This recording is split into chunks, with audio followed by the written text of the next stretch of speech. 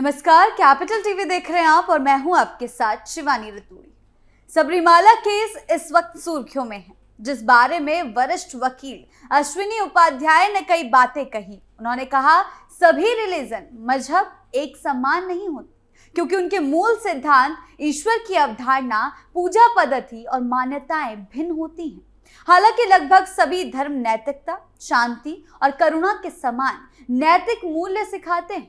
कुछ लोग सभी धर्मों को एक मानते हैं, लेकिन गहराई से अध्ययन करने पर उनमें काफी अंतर पाया जाता है। ये बातें कोर्ट में कही गई और इस मामले को लेकर क्या कुछ कहा है उन्होंने, आपको दिखाते हैं। जैसे सारे पेड़ एक समान नहीं होते, सारे पक्षी एक समान नहीं होते, सारे पशु एक समान नहीं होते, सारी नदियां एक समान नहीं होती, सारे समुद्र एक समान नहीं होते, सारे डॉक्टर एक समान नहीं होते, सारे जज एक समान नहीं होते, सारे वकील एक समान नहीं होते, सारे टीचर एक समान नहीं होते, उसी प्रकार सारे रिलीजन एक समान नहीं होते, क्योंकि रिलीजन इंसानों के द्वारा शुरू किया गया और सभी इंसानों की सोच अलग अलग होती है। एक माँ के पेट से पैदा हुए जो दो जुड़वा भाई होते हैं, उनकी सोच अलग अलग होती है, तो फिर सारे रिलीजन एक समान नहीं हो सकते, क्योंकि ये रिलीजन इंसानों के द्वारा शुरू किया गया है। यही बात मैंने सबरीमाला केस में माननीय सुप्रीम कोर्ट से भी कहा है कि सबके टेनेट्स अलग हैं।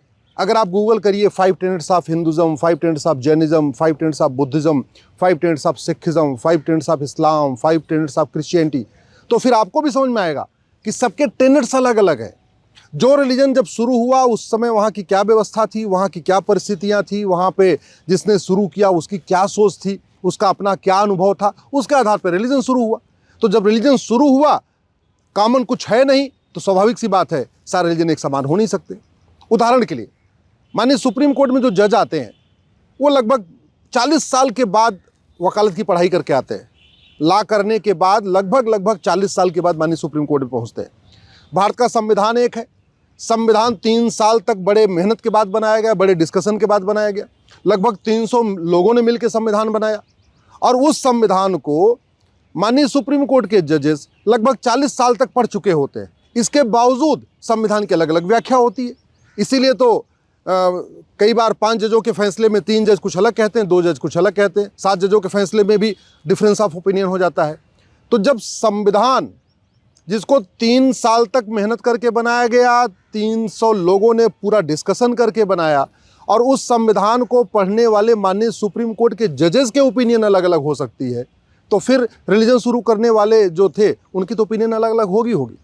दूसरी बात, संविधान 300 लोगों ने मिलकर बनाया, 3 साल मेहनत करके बनाया, और अभी 75 साल हो गया, 130 बार उसमें बदलाव हो चुका है। वहीं दूसरी तरफ जो रिलीजियस किताबें हैं उनमें बदलाव नहीं हुआ, जबकि समय के साथ बदलाव होना चाहिए था। तो जो बदलाव नहीं हुआ उसका नतीजा ये है कि रिलीजियस कॉन्फ्लिक्ट बढ़ रहा है। एक बहुत महान वैज्ञानिक थे गैलीलियो।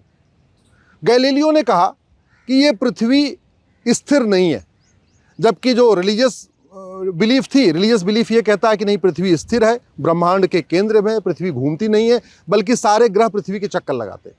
गैलीलियो ने बोला नहीं, ये उल्टा है। गैलीलियो का ना, पृथ्वी स्थिर नहीं है, बल्कि पृथ्वी सूर्य के चक्कर लगा रही है। इतनी बात कहने के कारण गैलीलियो जैसे महान वैज्ञानिक को आजीवन कारावास की सजा दे दी गई। गैलीलियो अंधे हो गए और वो बीमार हुए और बीमार होकर ख़त्म हो गए।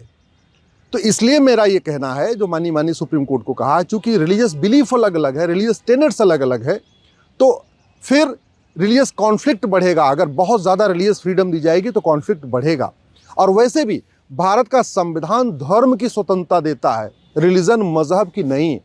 भारत के सुप्रीम कोर्ट का जो ध्येय वाक्य है वो यतो धर्मस् ततो जय है, यतो मजहबो ततो जय नहीं है, यतो संप्रदायो ततो जय नहीं है। संविधान का ध्येय वाक्य है यतो धर्मस् ततो जय। तो और संविधान भी एक धार्मिक ग्रंथ है, ये कोई रिलीजियस किताब नहीं है। संविधान धर्म को प्रमोट करता है। संविधान कहता है liberty of thought, liberty of belief, liberty of faith, liberty of worship. धर्म इसकी इजाज़त देता है, रिलीजन बिल्कुल इसके खिलाफ। संविधान कहता है universal equality, universal justice, universal fraternity, जबकि रिलीजन कहता है equality among religion, justice among religion, fraternity among religion. तो आर्टिकल 14, 15, 16, 17 ये जितने भी प्रावधान हैं फंडामेंटल राइट के, ये सब धर्म को प्रमोट करते हैं। आर्टिकल 14 से लेकर आर्टिकल 30 तक जितने फंडामेंटल राइट है उसमें केवल 2 फंडामेंटल राइट है, आर्टिकल 25, 26 जो रिलीजन की स्वतंत्रता देता है। इसलिए जितने प्रावधान धर्म को बढ़ाने वाले हैं उनमें कोई लिमिटेशन नहीं है। जबकि आर्टिकल 25 में बहुत साफ साफ लिमिटेशन है, पब्लिक ऑर्डर, हेल्थ, मोरालिटी, बहुत सारी लिमिटेशन दी हुई है। तो ये मैंने माननीय सुप्रीम कोर्ट को कहा है कि जब संविधान की व्याख्या कर रहे हैं, और चूंकि माननीय 9 जजों की पीठ संविधान की व्याख्या कर रही है, तो इस बात को ध्यान में रखें कि इस व्याख्या के कारण भारत एक यूनाइटेड इंटीग्रेटेड डेवलप्ड कंट्री बनेगा, या यहाँ अंधविश्वास फैलेगा, काला जादू फैलेगा, ये अराजकता फैलेगी। इस फैसले से क्या भारत चीन, जापान और सिंगापुर जैसा एक अच्छा देश बनेगा, या इस फैसले के बाद पाकिस्तान, अफगानिस्तान, बांग्लादेश जैसा बनेगा? क्योंकि कहते हैं ना, every action has a reaction, उसी तरीके से every judgement has a ramification, every law has a ramification. हर कानून का एक परिणाम आता है। वैसे हर सुप्रीम कोर्ट के फैसले, खासतौर पे जो 5 जजों के फैसले होते हैं या 7 के होते हैं, 9 के जजों के फैसले होते हैं, उसका एक प्रभाव पड़ता है समाज के ऊपर। वो प्रभाव अच्छा होगा या बुरा होगा, वह यथास्थिति नहीं रहेगी। कोई भी कानून बनने के बाद, किसी भी सुप्रीम कोर्ट के फैसले के बाद यथास्थिति नहीं होती है, या तो अच्छा परिणाम होता है या तो बुरा परिणाम होता है। तो मैंने यही आग्रह किया है, इस बात को ध्यान में रखें कि वेद, पुराण, बाइबल, कुरान एक समान नहीं होता। इस बात को ध्यान में रखें कि गुरुकुल और मदरसे में एक चीज़ नहीं सिखाई जाती। इस बात को ध्यान में रखें कि पूरा जो भारत का पिछले 2000 साल में 25 बार विभाजन हुआ है, भारत के पिछले 2000 साल में 25 टुकड़े हो चुके हैं, और वो टुकड़े हुए हैं रिलीजियस कॉन्फ्लिक्ट के कारण, मजहबी लड़ाई के कारण। पिछले 200 साल में भारत के 7 टुकड़े हुए हैं, वो व्यक्तियों के आपस के झगड़े के कारण नहीं हुए हैं, बाकायदा जो डिनोमिनेशनल कॉन्फ्लिक्ट थी, कहते नहीं, जो मजहबी लड़ाई हुई, ग्रुप्स में लड़ाई हुई, सामूहिक लड़ाई हुई, वो उसके कारण हुई है। भारत का विभाजन किसी 2 लोगों के कारण नहीं हुआ है। भारत का विभाजन तब हुआ जब पूरे के पूरे ग्रुप ने बोला नहीं, हमें तो अलग देश चाहिए।